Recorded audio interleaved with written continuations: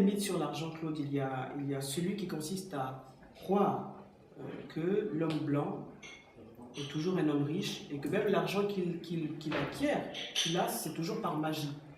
Voilà, c'est facile pour un blanc d'avoir de l'argent. Alors ça, évidemment, c'est un mythe, c'est une histoire qu'on aime bien se raconter. Moi, je connais des pauvres qui sont blancs, des blancs qui sont pauvres, je connais des noirs qui sont riches. Donc l'argent n'a pas d'odeur, mais il n'a pas non plus de couleur. L'argent vient à celui qui est capable d'apporter de la valeur aux autres.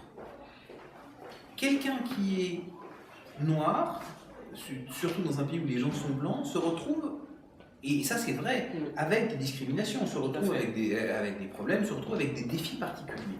Mais en même temps se retrouve avec des forces extraordinaires. Tu citais l'exemple de cette personne qui a fait son activité d'acheter en gros des produits africains et d'en faire des paniers. Ça, un blanc n'aurait jamais pu le faire. Oui, bien sûr. Parce qu'il ne connaît pas la culture, il ne connaît pas la communauté. La communauté africaine, pour ne parler que d'elle, a des besoins spécifiques, a des fonctionnements spécifiques, et quelqu'un qui est noir peut tout à fait lui apporter énormément. C'est là qu'il faut puiser, justement. C'est un des endroits où on peut puiser.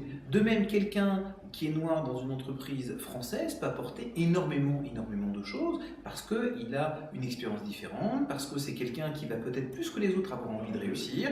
Donc ça, ce sont des qualités à mettre en avant. Mais le problème, c'est que beaucoup de Noirs, malheureusement, n'ont pas confiance en eux, ne réalisent pas les forces extraordinaires qu'ils peuvent apporter.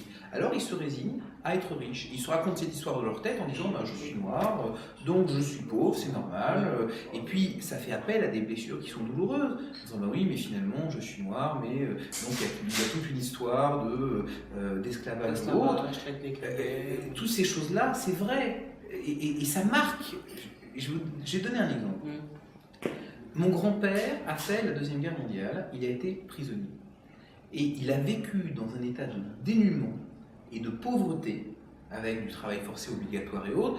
Je ne dirais pas qu'il était comme les esclaves de l'ancien temps, mais son sort n'était pas forcément beaucoup plus enviable. Ça l'a marqué à vie. Au point que, même quand il gagnait correctement sa vie, il retournait les enveloppes. Il avait en fait des comportements de pauvres. Il avait des comportements de pauvres.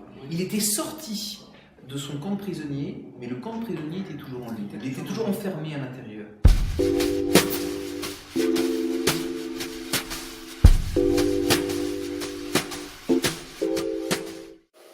Vous pouvez vous aussi devenir maître de l'argent grâce à mon séminaire.